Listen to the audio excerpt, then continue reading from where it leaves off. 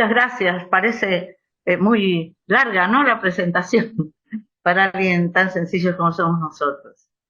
Bueno, amigos, compañeros, espero que estén bien y dispuestos a ver en forma muy rápida y muy concreta qué tiene la inteligencia artificial para nosotros, para que nosotros lo podamos aprovechar en esa dirigencia sindical, en esa representación de los trabajadores que tienen los participantes de este taller y de todo nuestro trabajo con el Ministerio. Y vamos a comenzar viendo algunas cuestiones. El taller se llama Inteligencia Artificial y Robotización, Perspectivas Laborales. De entrada podemos decir que la robotización no implica inteligencia artificial ni viceversa, se pueden combinar, y el hecho de que se puedan combinar trae algunos resultados que vamos a ir viendo. ¿Se ve la presentación? Sí, Sí, bien.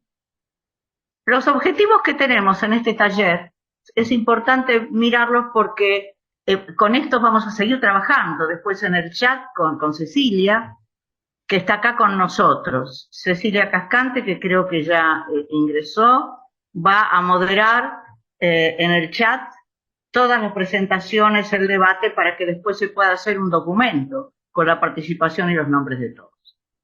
Los objetivos que tenemos son familiarizarnos con las características, la terminología, las aplicaciones, los desafíos y las oportunidades de esta tecnología que es la más controvertida de todas, la inteligencia artificial. Al tomar esta confianza vamos a poder explorarla, entender el alcance, participar en el debate, tanto sea en la vida social y política, en las comisiones paritarias por las condiciones de trabajo, porque hay efectos de la inclusión de ciertas tecnologías que son muy importantes en cuanto a la salud psicofísica de los trabajadores y especialmente en nuevos ámbitos paritarios por la incorporación de tecnologías convenientes, que es algo por ganar, poder tener una relación a la par, por eso nos interesan estos conocimientos, con las patronales y con los especialistas que la patronal tiene en estos aspectos tecnológicos, para poder hablar y conversar y debatir paritariamente lo que nos requiere unidos, protagonistas y con el conocimiento que necesitamos. El programa de las ideas que vamos a compartir, vamos a hablar de la historia, de la inteligencia artificial, vamos a hablar de si la inteligencia artificial piensa o qué es lo que hace. Nos vamos a preguntar si la inteligencia artificial es asunto de los trabajadores, si es un tema de los informáticos, si es un tema de todos. Vamos a ver la tecnología desde un punto de vista que es la extensión de las habilidades humanas. Vamos a ver si es un reemplazo, un complemento o quizá una prótesis, como otras que usamos las personas. Vamos a ver la tecnología como un multiplicador exponencial de capital y trabajo. En todos los libros de economía está la tecnología como un exponente, está el capital, trabajo y el exponente. Vamos a ver la tecnología como asunto nuestro, de los trabajadores. Vamos a ver ese concepto de los trabajadores como recursos, como los trabajadores como agentes o como actores sociales y productivos. Especialmente hoy, 17 de octubre de 2023, conmemorando aquel momento en que los trabajadores tomaron conciencia de su rol en la sociedad y de que con organización todo lo que se podía resolver y tanto bien que le hace a la sociedad, que está compuesta en su gran parte por trabajadores, los que saben que son, los que no lo quieren reconocer, pero la mayoría son trabajadores. Hay asuntos soberanos, éticos y sociales, hay asuntos de transformación digital en defensa, pero hay otros temas soberanos que no son de la defensa. Hay unos usos sociales de la inteligencia artificial en salud, ambiental, etcétera. Y vamos a ver ese asunto que anunciamos de robotización e inteligencia artificial, tanto en el trabajo de fuerza como en la gestión y como en el trabajo intelectual. Pasamos muy rápidamente por la cuarta revolución industrial, por la transformación digital, que es un vocablo que nos tiene cansados a todos, pero que, digamos, tiene el sentido de digitalizar una cantidad de actividades que eran manuales, en papel y analógicas, desde la voz, por ejemplo, la telefonía se digitalizó. ¿No? Todo lo analógico tiene una transformación digital. La industria 4.0, las infraestructuras que la habilitan, las tecnologías operativas, las tecnologías informáticas. Bueno, los grandes datos, ahí aparecemos de nuevo nosotros, cuando son los datos nuestros. El Big Data, como se le llama en inglés, analítica y minería de datos para poder extraer lo que se quiere, y la inteligencia artificial como aceleradora y filtradora de estos datos. Y vamos a hablar de un sueño patronal, que es la analítica laboral.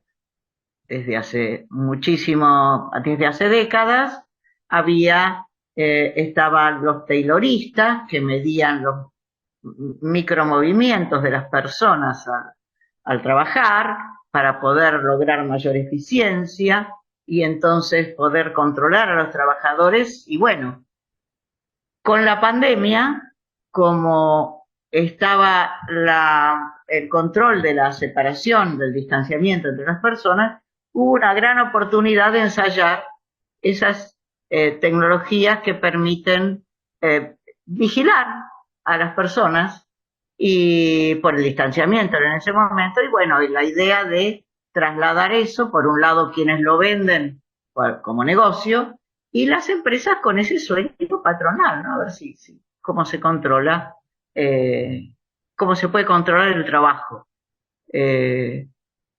Cuánto tiempo dedica, qué hace, todos esos temas que nosotros nos oponemos terminantemente a la vigilancia de los trabajadores. O sea, que el sueño de vigilar a la gente, que había un filósofo, sociólogo, Foucault, eso, la oportunidad la ha dado la pandemia. Bien, vamos a ver un poquito de historia, porque en vez de hacer historia de la manera tradicional, vamos a hablar de hitos fundamentales. Y después vamos a enhebrar esos hitos para lo que a nosotros nos interesa. ¿Cómo nos enteramos que existía la inteligencia artificial? Hubo una conferencia en Dartmouth en 1956 donde informáticos y psicólogos cognitivos querían simular el funcionamiento del cerebro y crear máquinas capaces de emplear el lenguaje, aprender y razonar creativamente. Hay que ver que acá ni siquiera estaban las grandes máquinas de cálculo todavía. En el 52 había algo, pero no estaban diseminadas las máquinas, las computadoras simples. En el 52, antes del 56 ya había libros. En el 50 Alan Turing diagrama su test, a ver si se puede diferenciar lo que hace una inteligencia artificial de lo que hace una persona. Y eso no se consiguió rápidamente. Acá vemos eran bastante grandes, los que estaban con inteligencia artificial. Parece que es un destino que tiene esto. Y bien, después decae el interés hasta que en el 1996 la computadora Deep Blue le gana a Kasparov en un ajedrez. conocen todos, saben que esto es un taller, se puede conversar. Si quiere, alguien tiene en particular algo que decir o que opinar, y yo no los estoy viendo a todos. Bien. Fue muy importante cuando en el 1996 esta máquina Deep Blue de IBM le gana a Kasparov en ajedrez. Los que conocen el juego de ajedrez saben que depende de reglas y de aprender jugadas anteriores y alternativas dentro de todas estas reglas. ¿Qué hizo Deep Blue? ¿Qué hizo IBM? Digamos, cargó todas las jugadas, cargó todas las reglas del ajedrez y de esta manera le ganó al campeón mundial de ajedrez. Ahora, claro, ¿qué piensan ustedes? Una máquina que juega al ajedrez tiene las reglas del ajedrez y las jugadas de ajedrez. ¿Puede hacer otra cosa? No puede hacer otra cosa. Entonces, a estas se le llamaban máquinas dedicadas, se le llamaron sistemas expertos. Hubo sistemas expertos para la arquitectura, sistemas expertos para diferentes usos, pero el shock hacia el mundo, hacia la sociedad, fue este triunfo de la computadora sobre el campeón mundial de ajedrez. Bueno, todo esto que vamos viendo respecto de aquel sueño del 56, que era que una máquina pudiera ser equivalente a una persona, que pudiera pensar, pudiera leer, pudiera hablar, y los libros que hacían estos genios, como Proyecto para un Cerebro, el modelo de los nervios y la memoria, ese tipo de cosas se escribían. Bueno, lo más avanzado que se había llegado en el 96 es a tener sistemas expertos. Notables, pero expertos. No había nada parecido a aquel sueño que tenían en el 56, de que sea indistinguible del trabajo de una persona. Entonces, el 96 es posterior al desarrollo de las redes neuronales, pero no había potencia de cómputo para correr redes neuronales complejas.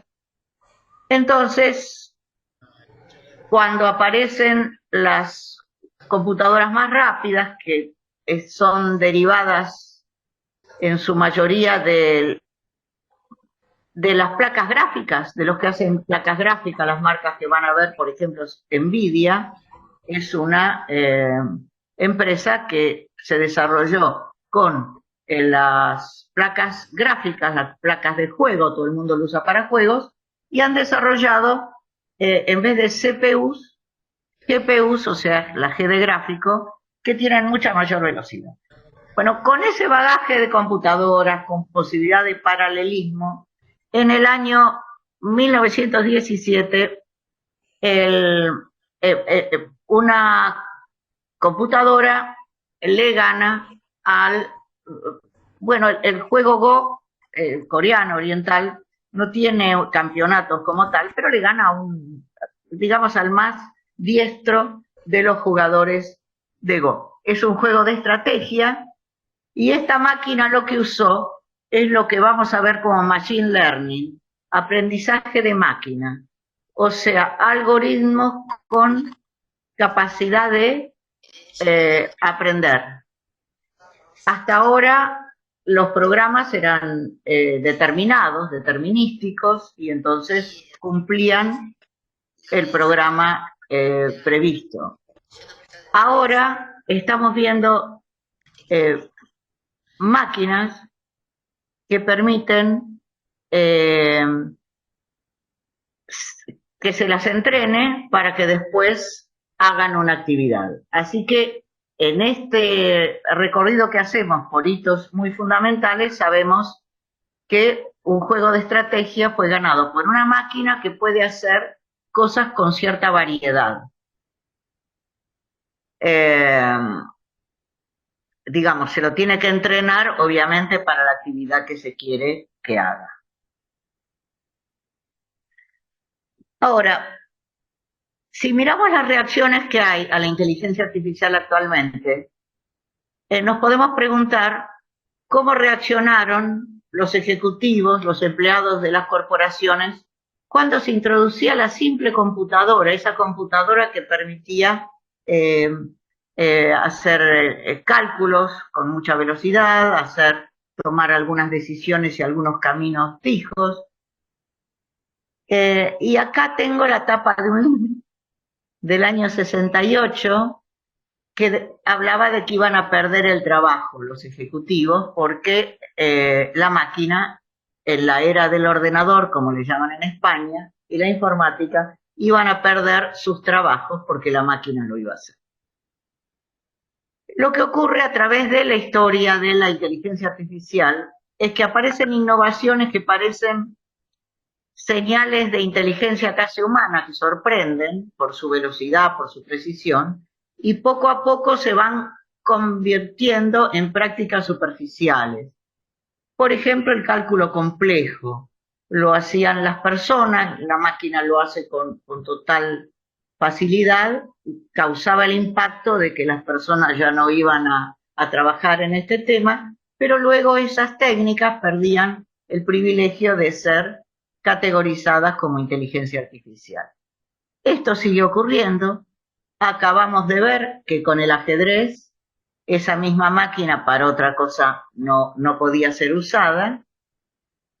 Y en este momento hay una enorme sorpresa con ChatGPT, que vamos a ver en qué consiste y por qué consigue asombrar de esa manera. Pero digamos, esto es lo que hasta este momento, esto es lo que vino pasando. La inteligencia artificial tiene muchos usos beneficiosos para la humanidad. Y por ejemplo, en el COVID hay unas redes de reconocimiento de imágenes. Vamos a pasar un poco por ese tema de cómo hace para reconocer imágenes la inteligencia artificial. Eran imágenes de radiografía de tórax y de tomografía del pulmón, y ahí se necesita poder tener un screening, un filtrado, para que el médico no tenga que decidir sobre las miles y miles de casos que entraban a los lugares de asistencia. Entonces la inteligencia artificial descartaba, comparando el patrón de daño de pulmón del COVID, que es distinto de la pulmonía común y de otras cuestiones. Entonces, en los casos descartados de que no era o que seguro era, lo trabajaba la inteligencia. Y ante la duda, siempre una persona tomaba la decisión. Eso dio mucho uso. Y de hecho el Hospital Italiano, entre otros, pero el Hospital Italiano en primer lugar, con su área de informática, hace un congreso todos los años, trabajaron bastante este tema del reconocimiento de imagen. Y lo leyó en un material del Ministerio de Ciencia y Tecnología nuestro. Bueno, también se usó la inteligencia para desarrollar vacunas, porque para vencer un virus hay que conocer sus proteínas. Entonces, hace predicciones computacionales de las estructuras de las proteínas del virus, que es el SARS-CoV-2 del virus. Y entonces acá usaron aquel equipo del DeepMind de AlphaGo. AlphaGo es la que ganó al Go, que es de Google, y con ese DeepMind trabajó para reconocer proteínas y ayudó al desarrollo de vacunas. También para algo que nosotros estamos alertando justamente en este taller, para la biovigilancia. Para el caso del COVID, tomar la temperatura de las personas, el distanciamiento, en Oriente directamente la identificación, tal que las personas recibían en el celular el aviso de que estaban cerca de alguien con síntomas. Acá entra todo ese tema de la privacidad. Hay pensadores, Foucault, que hablaba del panóptico, que para vigilar a la gente, Byung-Chul Han es coreano y bueno, en Oriente las personas aceptan fácilmente la vigilancia y una serie de elementos. Nosotros como trabajadores la tenemos clara, nosotros no queremos la vigilancia, la videovigilancia, nos oponemos absolutamente. No obstante, la pandemia en sí misma fue descubierta por una inteligencia artificial de una empresa pequeña de Canadá, que vio que no era epidemia sino pandemia. Es el primer hito, más allá de las grandes organizaciones que dicen que lo detectaron, ¿no? Antes de que la Organización Mundial de la Salud dijera que era pandemia. Bueno, acá vemos simplemente unas manchas de pulmón, que es lo que reconocía la inteligencia artificial. Bien, vimos algunas partes buenas. Hay amenazas muy visibles de la inteligencia artificial, hay otras que habrá que buscar y que estamos nosotros trabajándolas acá en este taller y en otros lugares a la vez y en el mundo. Una de las amenazas visibles es el sesgo. La gran parte de los datos, lo que no he dicho y lo aprovecho ahora para decirlo, no hay inteligencia artificial si no hay cantidad de datos. Entonces, a su vez, toda cantidad de datos necesita una analítica y esa analítica para acelerarla necesita inteligencia artificial. Uno no puede entrenar una red neuronal si no tiene una gran cantidad de casos. Como vimos recién el tema de los pulmones, tenés que tener el ejemplo entrenado con el ejemplo de cuál es la imagen para poder detectar. Entonces, la gran cantidad de gente que dispone de recursos para subir los datos o para analizarlos, en general es del mundo occidental, de piel blanca y varones. Entonces, a eso se le llama sesgo porque están preparados para ese público. Sin entrar en los casos llamativos como un auto mal llamado autónomo, porque las máquinas pueden ser automáticas, no autónomas. El automatismo puede ser todo lo complejo que quieras, pero es una máquina. Un auto de esos llamados autónomos no reconoció a una persona de color porque no estaba entrenado a ver personas de color. Solo vio la bicicleta. Reconoció la bicicleta de la persona y por eso se detuvo. Pero no sabía qué hacer porque no vio la persona. Eso es un ejemplo del sesgo. En lo laboral es muy importante el tema del sesgo. Y el primer alerta que queremos indicar acá tempranamente es el de la entrevista laboral. La entrevista laboral, si la persona tiene sesgo, obviamente va a elegir aquello que tiene como que va a ser buen trabajador, persona capaz, etc.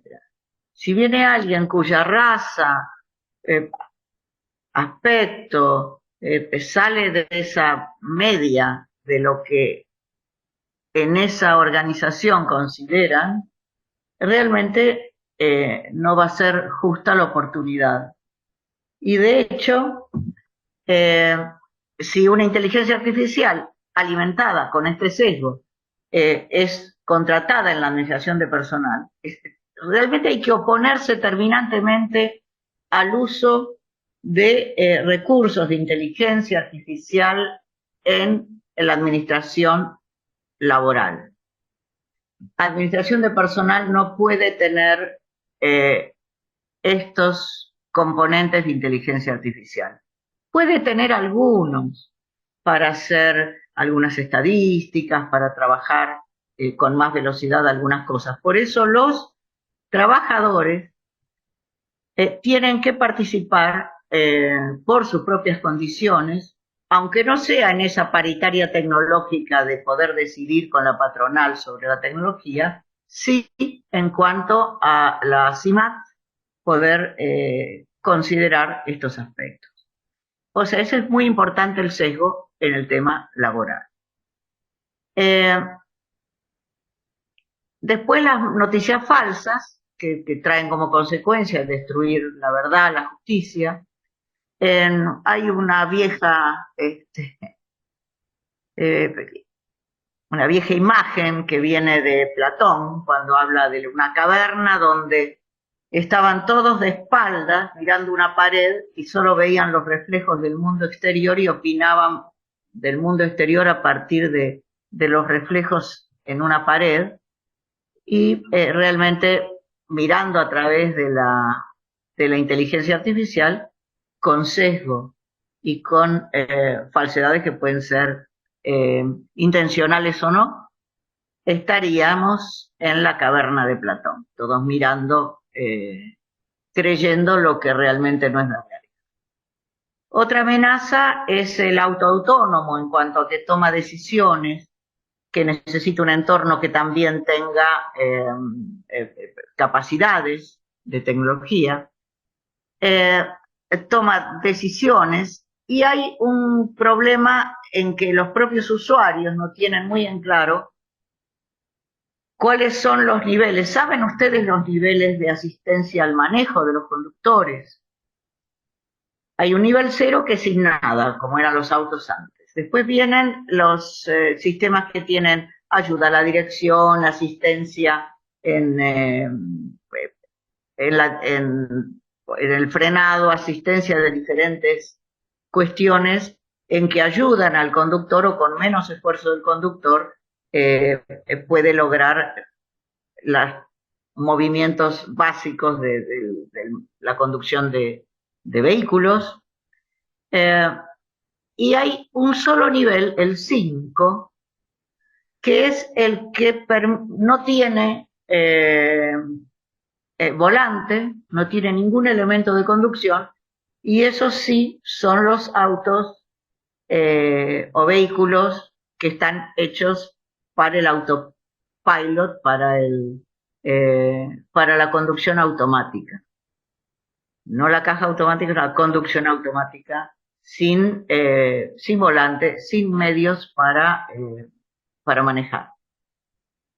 Bueno, muchos compradores de un sistema con asistencia 4, de un nivel menos, que sí tiene volante, pueden poner el autopilot en un momento en que no hay, están en una ruta que tiene además la conexión por telecomunicaciones que corresponde, y, y está programado para eso, en un ambiente, en un recorrido en el cual corresponde, puede dejar el volante, puede dejar, pero no irse de él, y muchos de los accidentes tienen que ver con eso, sin quitarle responsabilidad al fabricante de los autos, ¿no?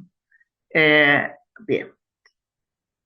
Otra amenaza son los diagnósticos médicos por sistema. Es decir, una cosa es que te ayude el sistema y otra cosa es que la responsabilidad del médico sea reemplazada por la inteligencia artificial. Otra amenaza de privacidad son los datos de salud online. Las personas que llevan por alguna razón eh, pulseras u otros elementos eh, para estar conectados, y ahí, por ejemplo, hay datos de fertilidad que se toman y son cosas privadas, digamos, es un riesgo de privacidad severo.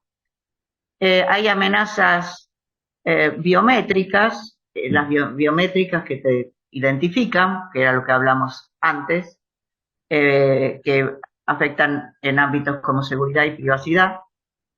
Otra amenaza es la ciberseguridad, ya que con inteligencia artificial se pueden burlar ciertos requisitos de ciberseguridad, o sea que desde que están y que son cada vez más profundas las posibilidades de la inteligencia artificial, la ciberseguridad es más delicada y debe tener elementos contra espionaje, sería, de la inteligencia artificial.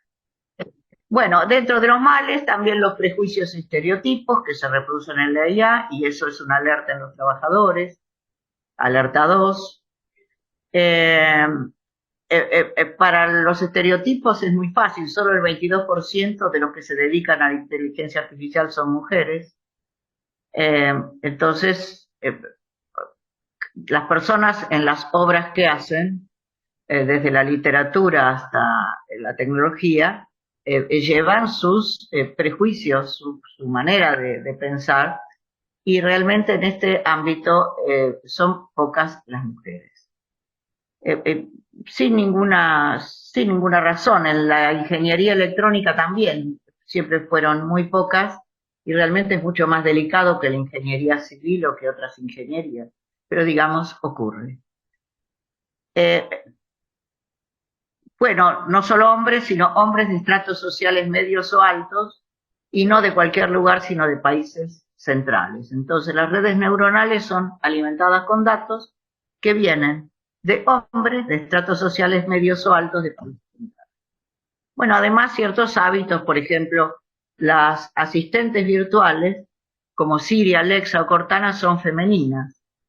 No hay voces ni estilos alternativos, digamos, para el GPS las hay, pero en los asistentes, hasta ahora todos los que hay son sumamente gentiles y femeninos. Bueno, estos claros y oscuros, esto es de 2021, cuánto se calculaba, el 22% de mujeres, etc. El consumo energético. Bien, en el 2020 la Unión Europea pone 7 principios que abarcan estas cuestiones éticas y estas cuestiones de defensa de lo humano frente a la tecnología, aquellas cosas que ya en la película 2001, Odisea del Espacio, que va culminando cuando la máquina no quiere ser desconectada y habla a la par con la persona y le pedía que no lo desconecte, ¿no? Con una voz también de súplica, como imitando la actitud humana, ¿no? Bien, entonces hay 7 principios que salieron en la Unión Europea en 2020, siempre supervisión humana. ¿Vieron cuando estábamos con el tema del COVID, que la máquina podía ver los patrones de la pulmonía, si era de COVID o no? La decisión humana, o sea, la decisión final es humana. En el derecho, que consultando los códices, los sistemas de inteligencia artificial llegan a una sentencia. ¿Cuál puede ser una sentencia? Obviamente lo tiene que hacer, tienen que hacerlo los juristas, no las máquinas. Puede utilizarse, como todo tipo de asistencia, puede utilizarse un filtrado dentro de ciertos grados, pero no se puede administrar justicia humana con una máquina. Por estos mismos sesgos que también están en esos sistemas. No necesariamente el de las mujeres, hay un montón de sesgos sociales, de condición social. La verdad que frente a la inteligencia artificial nosotros, los trabajadores, no están dentro de lo que en estos sesgos sería lo más buscado, así que realmente hay que cuidarse. Tenemos que cuidarnos, tenemos que establecer las normas. El otro principio es el de robustez y seguridad. Los algoritmos tienen que ser seguros y sólidos como para ser consistentes, de la misma manera que uno puede utilizar un velador y todas las veces que lo acciona tiene que prender, digamos. Tiene que ser robusto y seguro el sistema. Tiene que haber privacidad y control de los datos. Los dueños de los datos tienen que tener control sobre los mismos. Nosotros tenemos una ley, la 25.326, que está para ser actualizada, porque tiene 20 años. La transparencia es otro de los principios para garantizar la trazabilidad de los sistemas de inteligencia artificial, diversidad.